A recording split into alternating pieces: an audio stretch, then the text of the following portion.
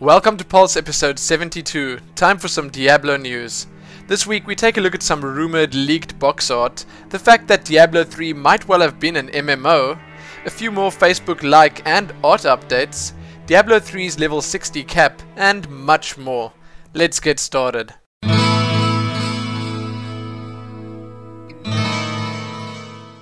General gaming website GamePur recently reported that the Diablo 3 box art that you can see on your screens right now was uploaded by a prominent Polish online game retailer.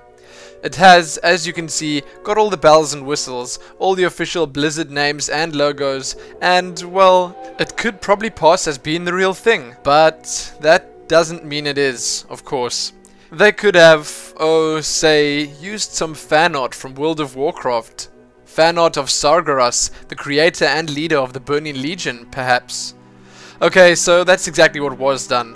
While the box art and the fan art used could well have worked, it just isn't as extraordinary as we would have come to expect from Blizzard. The piece used was done by DeviantArt user Pepperwolf, and the original can be found linked below if you'd like to take a peek. So this is how it went down. Apparently the retailer, Gram.pl, told Sind from Diablo 3 Poland, who told Diablo Inc. gamers that it was merely their temporary cover, one they're using to hype customers up for pre-orders. Did it work? We weren't told, but I can very well imagine it did. Following this whole spiel and the commotion it caused in the community, it was bound to find its way to the Battle.net forums and Bashiok's ever-watchful eyes. The interactions between Bashiok and the fan were quite entertaining. The fan asked, "Diablo 3 box art leak, you be the judge." Bashiok responded by saying, "Who's that demon guy supposed to be?" Word has it, it's Sargeras. Oh man, spoiler alert, Burning Legion invades Sanctuary. Yes, and following that reaction, man, I just want to see the official box art more than ever before. And I won't lie, it wasn't really something I was thinking much about before. Before now, that is. So if you want to read all about this box art drama, if you want to get yourself salivating even more than you probably already are, check the links below for the full story, full artwork and full interactions. Yet another exclusive from Flux over at Diablo Inc. Gamers. He recently had the chance to sit down, well, perhaps not literally sit down, but hey, who knows, he might well have been sitting, and speak with Max Schaefer. Now, before I even get into this whole thing, I just want to say that I'm absolutely loving the fact that Max always finds the time to talk to the little guys, the reporters, the game sites, the fans, all of them. He does seem like a great guy and a true gamer at heart. So Flux did mention that there was in fact a bit of technical difficulty involved in the whole process, but he did manage to get a couple of quotes up from the interview, and what can I say, they're definitely worth a look. Max was not tight-lipped in this interview at all. Flux tells us that he quite freely spoke about Diablo 1, Diablo 2, the early leaked version of Diablo 3, the whole Blizzard North/Diablo being excluded from Blizzard's 20th anniversary special, obviously a lot of talk about the making of Torchlight 2, and a lot more. One tease we were given from the interview was the following, though Flux does remind us to keep in mind that this is in fact a rough transcript of the interview and the full thing will be coming soon. Flux asked, what were Blizzard North's plans for Diablo 3 when you started it back in 2001? What were you expanding on from Diablo 2, and in what new directions did you want to take the concept and design? Max replied with the following, we wanted to make it a bigger game. We were going the MMO route. We wanted to support many more players in the game. When I left the company in 2003, the project was still very early on, far from the point where we could have revealed anything about it publicly, since so much would still have changed. There's lots and lots that goes on inside game companies that never hits the light of day, since projects change so much in their early iterations. We may have changed our path radically had we kept going on it, but at the time our thinking was to go more MMO on it. We wanted to foster big in-game communities, not just session-based with 4 to 8 people. We wanted more than just 4 to 8 people per game. We wanted a big overworld and a giant shared community. Flux replied to the following question, you'd have hosted lots of players in the same instance, or like a perpetual world? Max replied with the following, a really big instance, basically a perpetual world. I don't even want to think about that because it really does make me sad. I would have absolutely loved to see Diablo 3 come out as an MMO, but at the same time, I'm not sure if the technology at the time would have supported an idea of that apparent magnitude.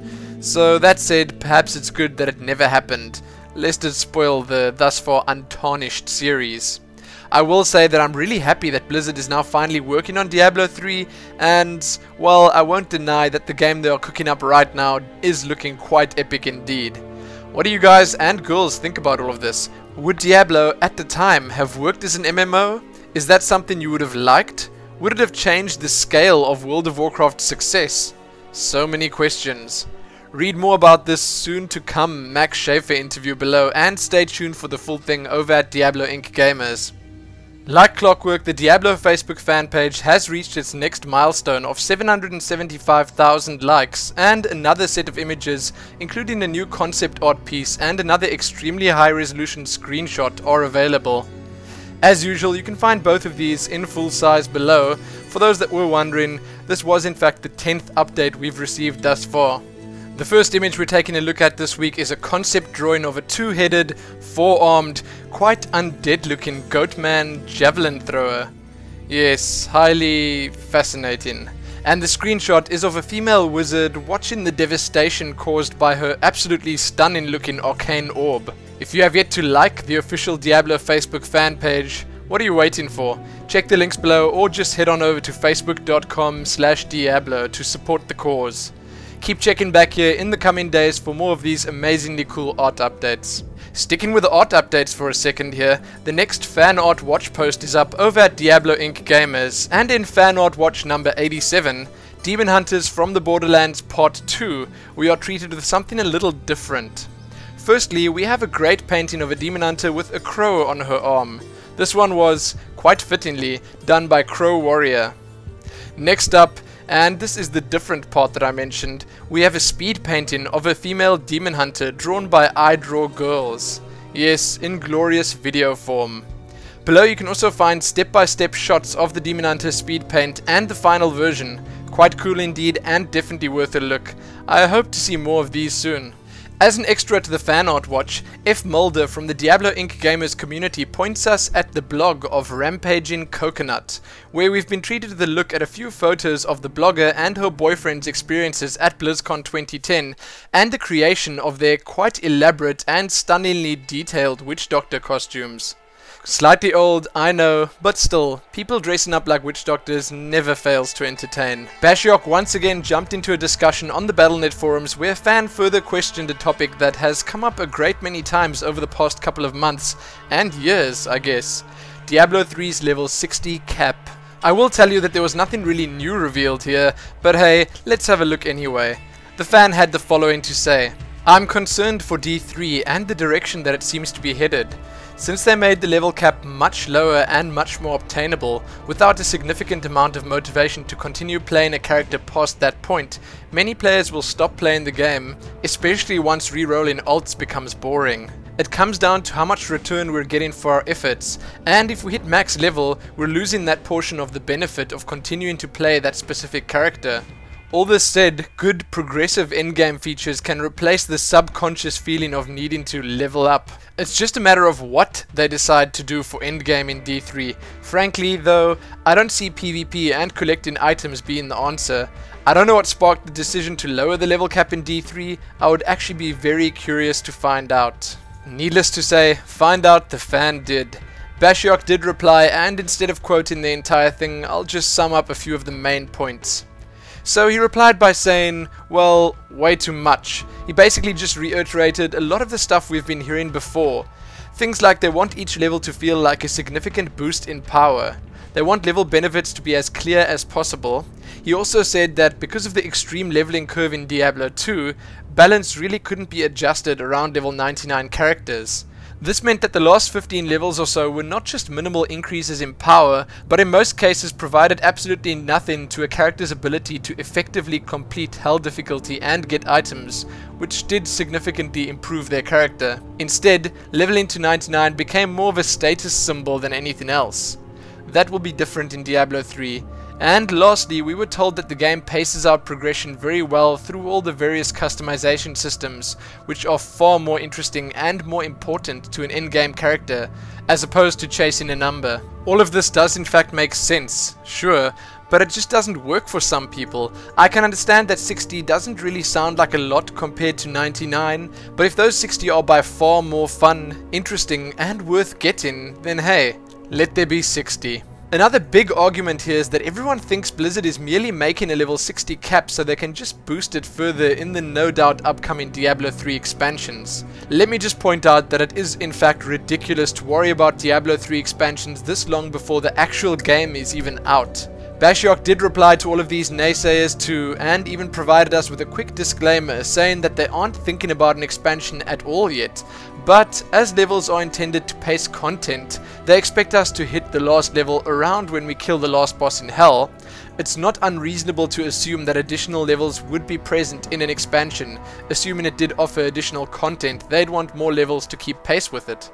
He said that he doesn't refute the logic that an expansion could bring more levels, but he does fully refute any idea that they're making design decisions that directly impact the core of the player progression system so that they can have a bullet point on the back of the box. What can we take from all of this? Firstly, don't mess with Bashiok, he will shoot you down. Secondly, we might well be seeing an increased level cap in an upcoming Diablo 3 expansion, and that's not a bad thing. Blizzard has it all under control. Stop worrying about the level cap and rather worry about how and when you'll be able to squeeze in as many hours as possible when Diablo 3 hits. Read the full interactions between the fans and Bashiok below, but beware, there are a lot of them, courtesy of Diablo Inc. gamers and Diablo fans. In what could be considered pretty much related news, Bashiok chimed into yet another thread recently, this one about rushing characters through content in Diablo 3. The question was basically just whether Blizzard plans on slowing down or even preventing rushing in any way. Bashiok had the following to say: "For most people there are two forms of rushing. One is essentially playing on bugs to skip content that isn't intended to be skippable. The other is using your previously acquired wealth to twink a new character and or have a high level character help you run through the content. Rushing through use of unintended mechanics or bugs to skip content is not something we'll support, of course, and ideally we'll fix any such issues should they crop up. Outfitting a new character with better items and having a friend with a high level character rush you through content we're totally fine with. While yes, we could be sentimental and hope that you're really interested in experiencing the content at a pace and balance we worked hard to achieve, having a friend rush you through the content is a positive social experience. Having them help you hit a level where you're both able to tackle content that's relevant creates a positive social experience too. Regardless of the intended pace, this is cooperative play, and that's not bad. I have to say that that was the perfect answer. I fully agree that twinking characters, and for those that don't know, that pretty much just means pimping it out with the best possible gear you can, and helping your friends out can be pretty fun. And well, that probably just adds even more replayability to a game that no doubt already has a ton of it. No arguments there. If you want to check Diablo Inc. gamers and Diablo fans' thoughts on it, and the full interactions between Bashiok and the fans asking said questions, you can check the links below. If you've still not had your fill of Diablo 3 goodness, right here on YouTube you can head on over to Force Diablo 3 Strategy and check out his latest Purgatory News episode. That's episode 7, wherein he discusses everything from the max level cap of 60 to the Mystic and Jeweler artisans, to even some talk about his and Diablo fans' latest Diablo cast episode, all 42 minutes of it, which can also quite conveniently be found below, and much more. For all those Diablo 3 fanboys and girls out there that absolutely can't get enough Diablo 3 news, this will be well worth checking out. In our last piece of news, which could well have been a small, but hey, I wanted to talk about it, we were told that arena tile sets will most definitely be quite varied. Maybe. Well, before getting too excited about this, the information came from the apparent official Korean Diablo 3 Twitter account, which was apparently a surprise to Bashiok, until a little further inspection was done. He replied to a fan's question about a Google translated piece of news about arenas by saying that he guesses the Twitter account is in fact real, and that in the tweet they were just saying that arena maps exist in locations within the game world and are complete settings with bushes, rocks, etc. Quite interesting. That does in fact mean that we won't only be seeing those plain looking arenas that we saw at BlizzCon. You can read more about that below, once again courtesy of Diablo Inc. gamers. So with that finished, let's head on over to the Diablo 3 smalls. In the smalls this week, over at Diablo Inc. Gamers, we can take a look at WikiWatch number 57, Diablo 2 Uniques and Diablo fan art. Another piece that's not really Diablo related, but the Diablo fans out there could appreciate it. Path of Exile's Duelist has debuted. Then next up, Salvaging is apparently essential for crafting. This is from Bashiok. And lastly on Diablo Inc. Gamers, you can read about and watch Dave Brevik at PAX East. Then from Diablo fans, there's a poll up, will you craft in Diablo 3? And then lastly, you can read about the Mystic and the Jeweler artisans. There were also quite a few questions and answers to cover this week, courtesy of Diablo Inc. Gamers and their amazing blue and Twitter tracking skills. So let's take a look at those. I thought I'd mix it up a bit and let you all enjoy some gameplay footage while listening to the questions and answers this week. Might be more fun than staring at a screen full of text. Remember though that you can find the text version of this episode below as well, if you'd prefer that instead. So let's check those out. Phew, you're alive. Now, why do we only know details about the blacksmith? Are the other two still work in progress? Details. You mean as far as the specifics of what each artisan can do for you? More like how they work. What materials do they need to create gems, rings, enchantments and charms? How do they level up? Why? Mostly crafting revolves around salvaging, although not entirely. Details on leveling up / specialization we're not talking about yet. Will materials have their own inventory, or will they be the charms of D3 and take up a lot of bag space when you have 20 different types? They take up bag space, but they stack up pretty high. You also have crazy amounts of possible storage space in Diablo 3. Will waypoints spoil all the locations in the act? It was annoying in Diablo 2. On that note, are they going to be easier to find? Spoil all the locations? What do you mean?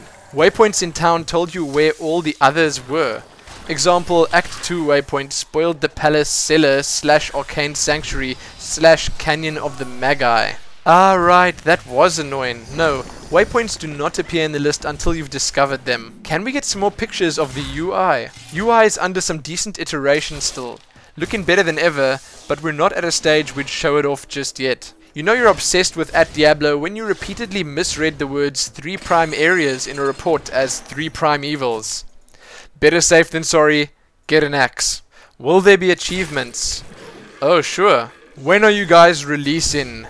When we believe we have completed all reasonably intended tasks and features at a sufficient quality expectation. Have there been any new skills developed for the Witch Doctor, Barbarian or Wizard? Witch Doctor I especially feel is lacking. The last BlizzCon demo had a pretty solid list of skills. Only a few changes that have happened since then that I can think of. If I want to play a Witch Doctor that doesn't really use any zombie or spirit skills, will that be accommodated? You can go Plague of Toads, Parasite, Fire Bats, Poison Dart, Locust Swarm, Fetish Army, Acid Cloud... Will I be able to operate efficiently without zombie dogs? Seems like the Witch Doctor is built around them. Also, Poison Dart sucked at BlizzCon. We want Witch Doctor builds to work without dogs. If there's a must-have skill in PvE, we probably need to make changes. But will Machine Gun Poison Dart suck? It's a first tier skill, so you'll have to rune it up and pump in points to make it awesome. What's the point of rapid darts? I don't think the dots stack, and it only hits one person. Poison Dart is upfront damage with a dot component. Have there been any must-have skills already that you removed / nerfed during in-house testing? That's mostly going to be an issue when tuning later difficulties. You can get through normal with just about anything. So does that mean there are must-have skills in PvP?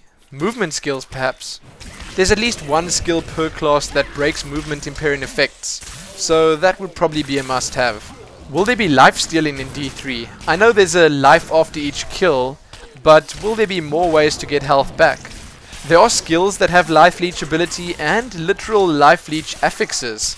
They're not as crazy as they were in Diablo 2. So that's it for the questions and answers, and sadly the end of Pulse episode 72. Thank you all once again for all the support, and thanks for liking the video, favoriting it, sharing it with your friends, and subscribing. Just a quick mention, I have uploaded an audio only version of Pulse and linked it below too, for any of you that want to listen to it on the go. Check that out if you're interested, but most importantly, happy rushing through content.